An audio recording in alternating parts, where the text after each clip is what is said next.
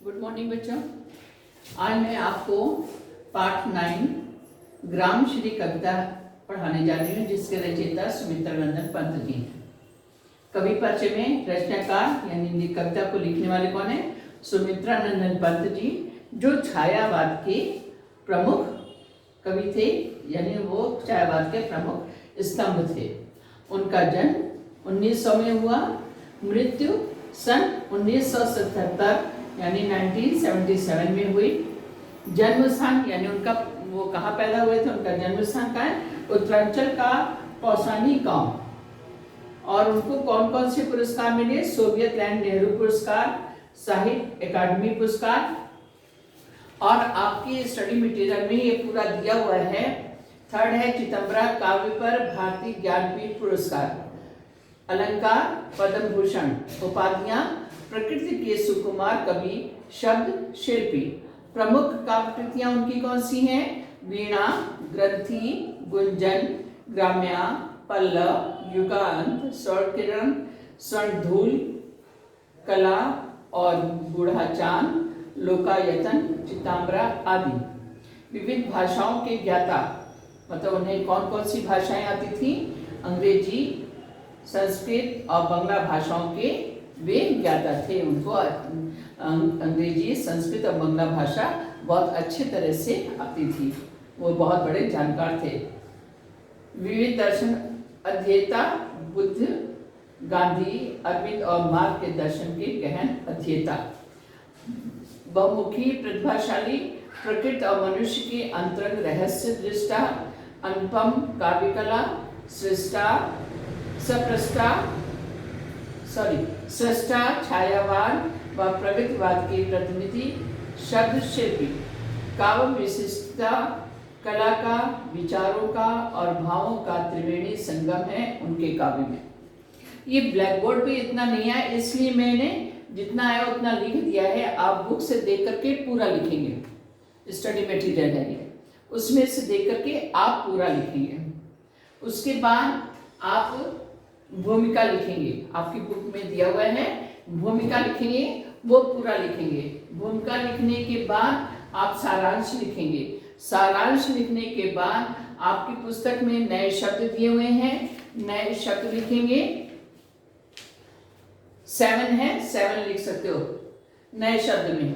और शब्दार्थ दिया हुआ है, शब्दार्थ आपका दिया हुआ है 30 में से आप 15 शब्दार्थ देख करके लिख लीजिएगा।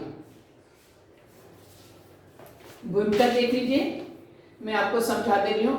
ग्राम श्री कविता में पंत जी ने गांव की प्राकृतिक सुषमा और समृद्धि का मनोहारी वर्णन किया है। खेतों में दूर तक फैला लहलहाती फसलें, फल फूलों से लदी पेड़ों की डालियां और गंगा की सुंदर रेती कवि को रोमांचित करती है। उसी रोमांच का की अभिव्यक्ति है यह कविता।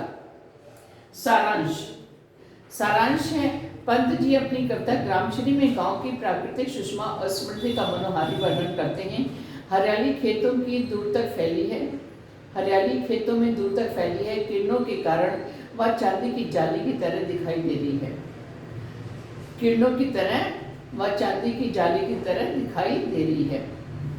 तिनकों पर जल हरित रक्त सा लगता है, जो गेहूं, अरहर, जौ, गेहूं, अरहर आदि अनाज से, कटहल, जामुन, दारिम, अमरूद, बेर आदि फलों से और रंग बिरंगे फूलों से धरती पुलकित होती है, यानी खिल उठती है। रंग बिरंगी तितलियां फूलों पर थिरकती हैं, यानी मंडराती हैं। आम के पेड़ों पर कोकिलें मनमत होकर उगने लगती हैं। गंगा तट की रेत पर लहरों के आने से अंकित टेढ़ी मेढ़ी रेखाएं बालू की सौंपने जैसी दिखाई देती हैं। बगुले कलंगे संवारते हैं, चक्रवाक पानी में तैरते हैं। रेतीले किनारे पर मगरौठी सोती है। नीले गगन से ढका हुआ हरा भरा गांव ऐसा लगता है मानो पन्ना का डिब्बा हो। यह जन का मन मोहित करता है।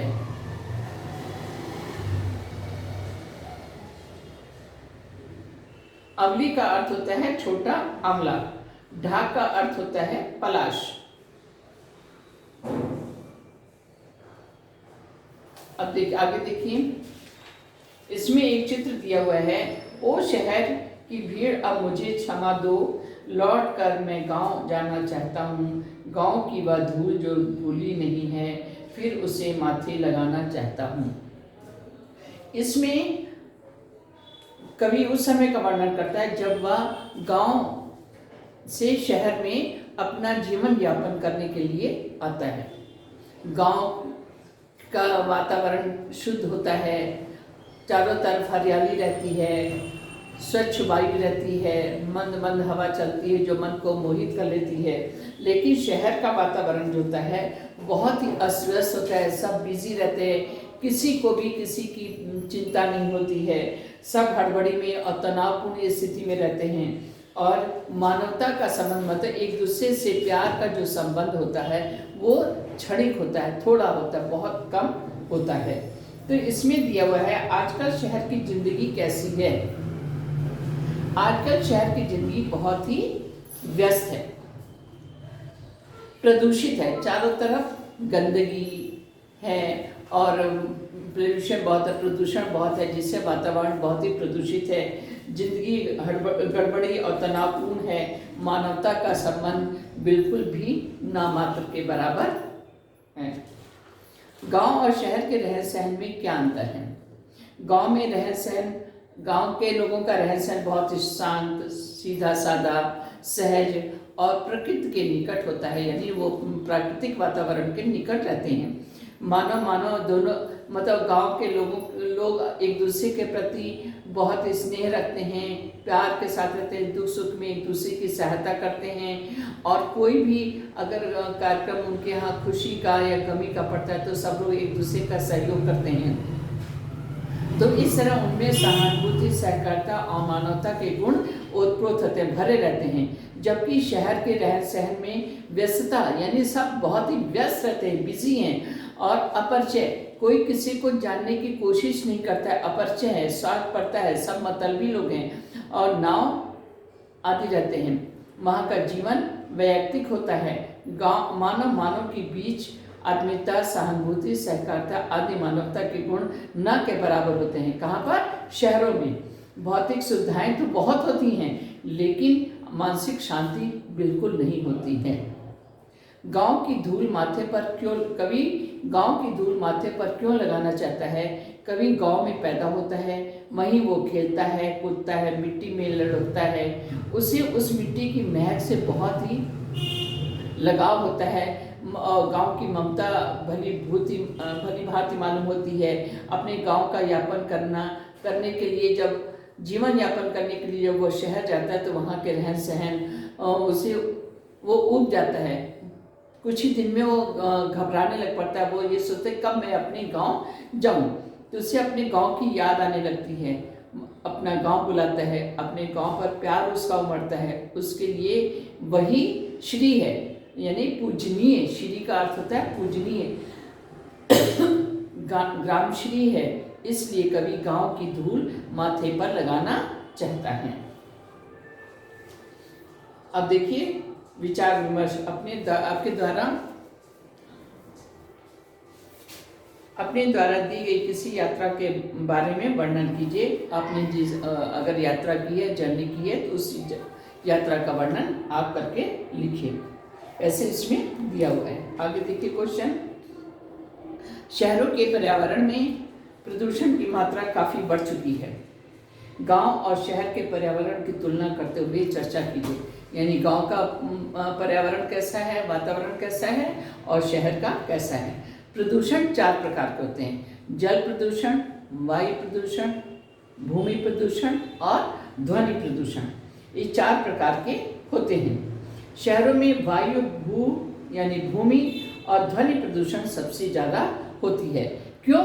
क्योंकि शहरों में फैक्ट्रियों से निकलने वाला धुआं और मोटरसाइकिल, बाइक या ऑटो वगैरह से निकलने वाले धुएं से और हॉर्न वगैरह के बजने से बहुत अधिक प्रदूषण बढ़ जाता है।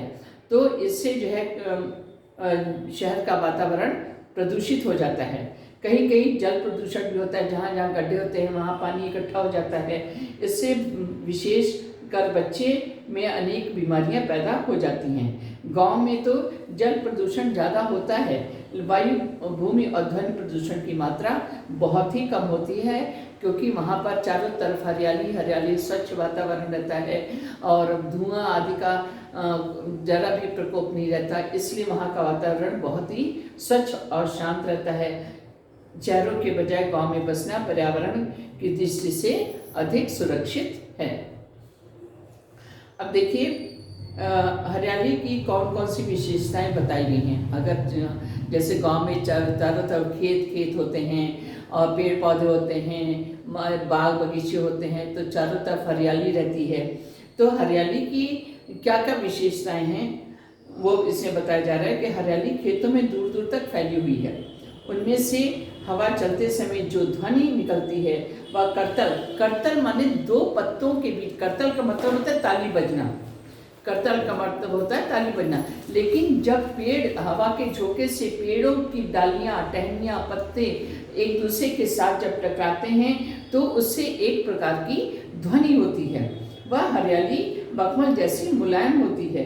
सूरज की किरणों से लिपटी वह हरियाली चांदी की उजली जाली की तरह दिखाई पड़ती है। तिनकों के हरे हरे शरीर पर बरसकर टपकते, तिनकों पर जब बारिश होती है या ओस पड़ती है तो उस पर जो बूंदें दिखाई पड़ती हैं तो ऐसा लगता है मानो हरा खून बह रहा हो। नित निर्मल नीलाकाश, ऐसा लगता है मानो वह सांवली धरती से झुका हुआ हो। गांव की कौन सी शोभा जनमन को हर लेती है, यानी आनंदित करती है, आकर्षित करती है। हंसमुख हरियाली अधिक ठंड के कारण ऐसे दिखाई दे रही मानो थक कर सुख से सो रही है। चारों तरफ शांत वातावरण है तो इससे ऐसा लगता है मानो वह थक कर सुख से सो रही है। सर्दी से ओस से भीगी रात में तारे ऐसे लगते हैं मानो सपनों में खोए हुए हैं। नीलमणि जैसा आकाश हरे गांव के ऊपर ढका हुआ है। वह गांव ऐसा प्रतीत होता है मानो वह पन्ना का डिब्बा, पन्ना एक प्रकार का अमूल्य रत्न होता है। अब यहाँ पर ये दिया हुआ है कविता की पंक्तियाँ लिखी जो हरियाली की विशेषता बताती है, वो पंक्तियाँ यहाँ पर लिखी हुई हैं। अभी फिर जो फोर्थ है, बसंत ऋतु में प्रकृति के बदलाव को दर्शाने वाली पंक्तियाँ रेखांकित हैं। ये पंक्तियाँ दी हुई हैं, इसको देख लीजिएगा। फिर है, कवि ने गाँव को हरता जन मन क्यों कहा। मरकत एक प्रकार का अमूल्य रत्न होता है जो हरे रंग का होता है। तो कवि ने गांव को हरता जन मन क्यों कहा। मरकट डिब्बे जैसे गांव की, तो गांव की क्या मरकट जैसे गांव की तुलना डिब्बे जैसे गांव की क्यों, क्योंकि गांव में चारों तरफ हरियाली ही हरियाली रहती है।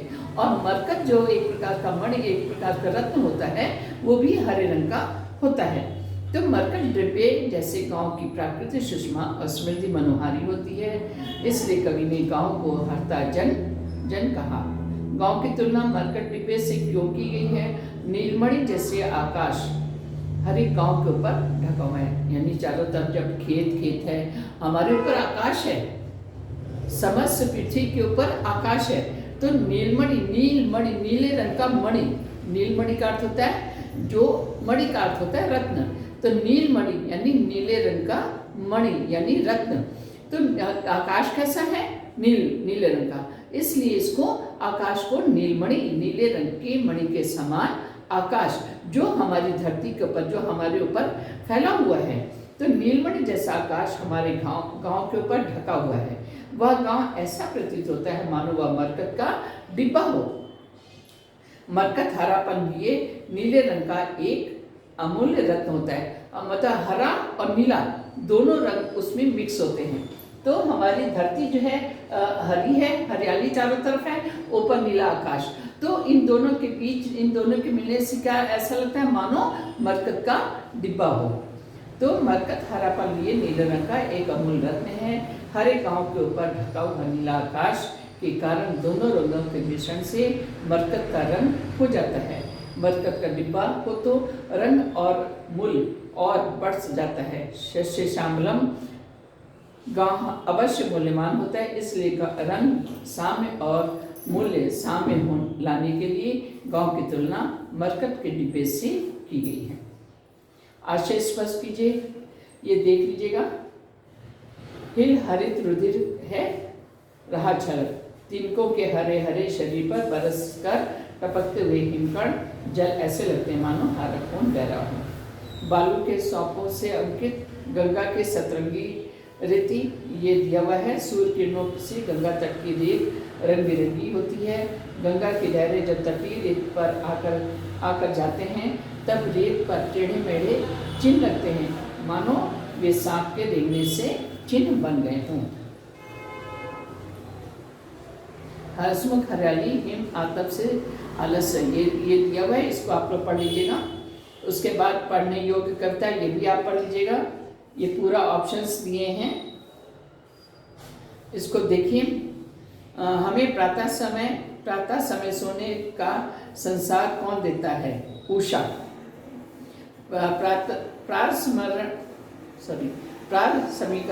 समीरण क्या करता है? नए जीवन का संचार करता है। लताएं क्यों झुक जाती हैं? नव यौवन के भार से। उषा काल में भ्रमर क्या कर रहा है? विहार माने घूमना, चारों तरफ भ्रमण करना। अब ये प्रश्नोत्तर दिए हैं, इसमें प्रश्नोत्तर कर लीजिएगा। आपको कौन सी ऋतु पसंद है? 1 मिनट।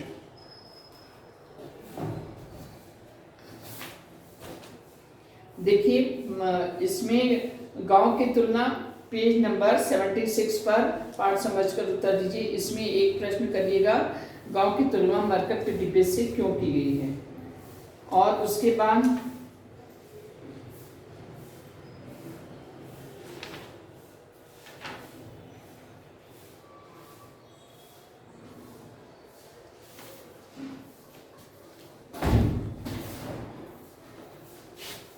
आपको कौन सी ऋतु पसंद है? कुछ लोग खुले प्राकृतिक वातावरण में काम करते हैं, तो कुछ वातानुकूलित कार्यालय में। आप अपने भावी जीवन में कहाँ काम करना पसंद करेंगे? कारण सहित लिखिए।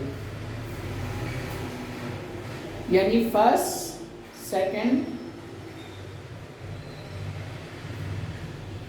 थर्ड, ये 3 कर लीजिएगा।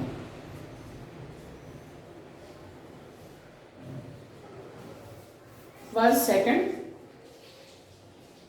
1 मिनट चलो। आप यहाँ पर पेज नंबर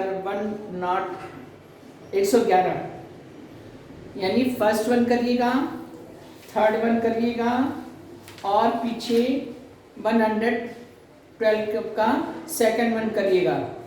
पंत जी प्रकृति वर्णन के बेजोड़ कवि माने जाते हैं, कविता के आधार पर इसकी पुष्टि कीजिए। ये क्वेश्चन जरूर कर लीजिएगा। तो फर्स्ट, थर्ड और पेज नंबर 112 का सेकंड 1 कर लीजिएगा।